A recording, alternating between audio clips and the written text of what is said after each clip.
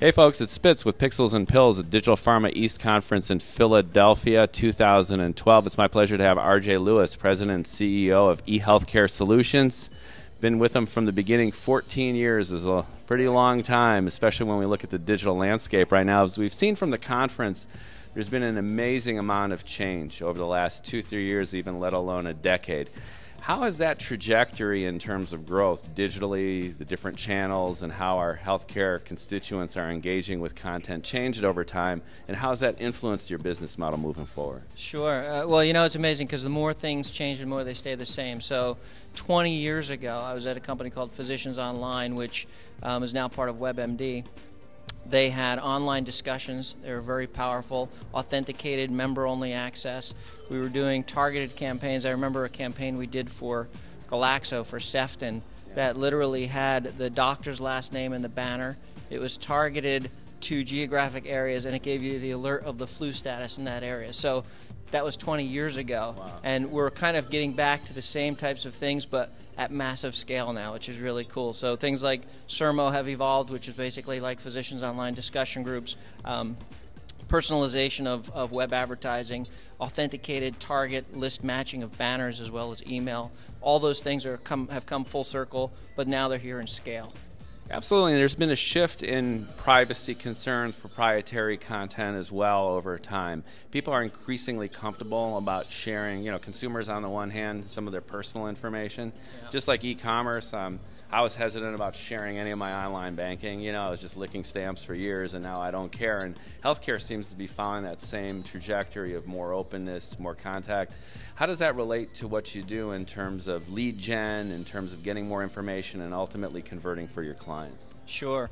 Well, it's interesting because when it comes to privacy, physician privacy in particular, it doesn't. They've been inundated with information for so long that I don't know that. I think they gave up personally on privacy years ago. It was interesting to hear the physician panel and hear a couple sessions ago where the doctors were basically saying, "Hey, look, you can text me, you can email me. I love those forms of communications.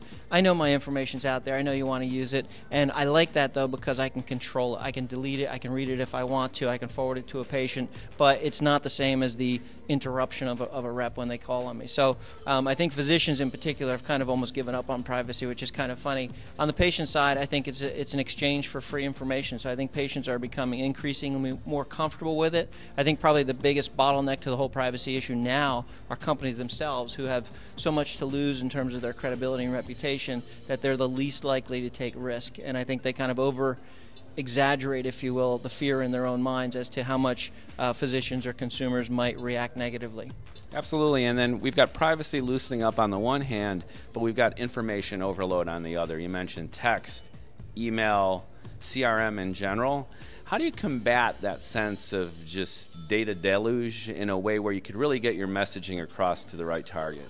Yeah, it's only going to get worse. I mean, it's all about big data. I read a statistic just recently that said within it was the amount of information that we're consuming or actually creating in a day today is more information. We've created more information in the last 2 years than we had created through all of history up until 2 years ago. And the amount of information we're creating every day right now, they say in the next 5 years it's going to go up like 50-fold. So the amount of information that's being created and that we can track, and you heard a couple presentations today where somebody said, well, if they do this 2-minute interaction with the site, we collect about 100 pieces of information on somebody. And that's happening exponentially now. So it really is the world of big data, and it really comes down to analyzing that data, understanding that data, managing that data, and learning from the process. One of the themes today was the iteration of marketing, how marketing is not a set it and forget it tool anymore. It's build it, learn, build it, test, iterate, improve, and it's just a never-ending process, and that's all data-driven. Totally. Now, cutting through the clutter is one thing. What about cutting through into mobile? In the last couple years, basically the iPad in particular has revolutionized how people are accessing information, especially healthcare information. How has mobile transformed the way you distribute, share content, and engage with your constituents? Mobile's really exciting for a couple of reasons. It's a lot. I've been in this space for 20 plus years, and it's a lot like it used to be when the internet emerged. It's very early days.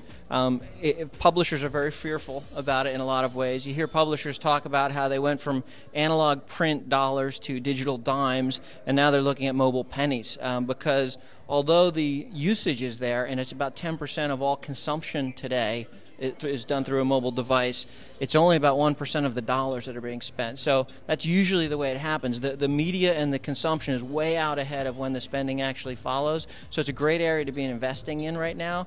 As long as you're willing to be innovative and not necessarily get a huge return on it, you're going to have to be patient, much like people were in digital, before that return is going to materialize. And then how do you overcome that wave, so to speak? It's like that gap between engagement levels high, monetization low. How do you cross that bridge, and what do you see, let's say, in the next 18 months to a couple years in terms of how mobile's shaking out and how ultimately the space is changing around you? Sure. Well, I think the biggest way to overcome the gap is to think like an entrepreneur and bootstrap. Don't invest too much. Don't be too aggressive, because you may lose what you invest. So you have to be cautious, and I like to call them fast failures. You know, as long as you do things that are inexpensive, they're not going to jeopardize your brand, they're not going to jeopardize your company reputation, I think those are really important things to do.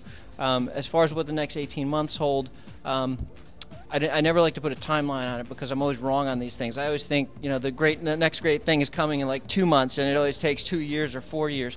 But I think you're going to continue to see mobile explode. I think that growth trend is going to continue.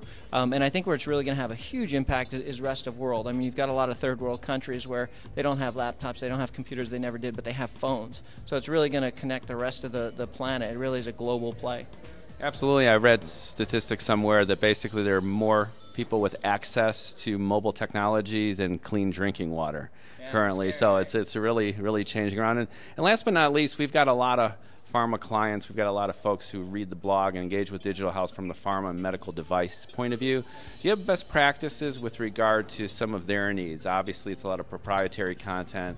It's highly regulated. In terms of branded information that you want to get out there, what kind of recommendations do you have to that kind of audience? Well, that's a tough one, only because we like to approach every client engagement uniquely. Every brand has different needs, so it's really understanding what they've done so far, where they've learned, and really a lot of it is also understanding their fears and what their limitations are, because some folks have done things and they don't want to try them again because it didn't work, and if it's the right solution, sometimes you have to be a coach and a shrink a little bit in terms of convincing them that, hey, even though you tried this 3 years ago, it's a different world now and it's worthy of trying again. So we really like to approach each client on a case-by-case because their needs tend to be so different. Even though you can kind of come to a conference like this and hear different case studies, I think a lot of people walk out and scratch their head and say, well, that doesn't really apply to my brand. And that's part of the challenge is you want to really understand what that brand's unique challenges are, because if there's really a best way to do it, their competitors probably already doing it, right? So you really have to understand each brand and where they fit into that competitive landscape as well, where the opportunities are. Yeah, that's some great advice. It's RJ Lewis with eHealth Solutions, really an industry veteran, been there for 14 years in the space, looking forward to where things are going and how things are changing within digital health. It's Spits, Pixels, and Pills from Digital Pharma East Philly, 2012.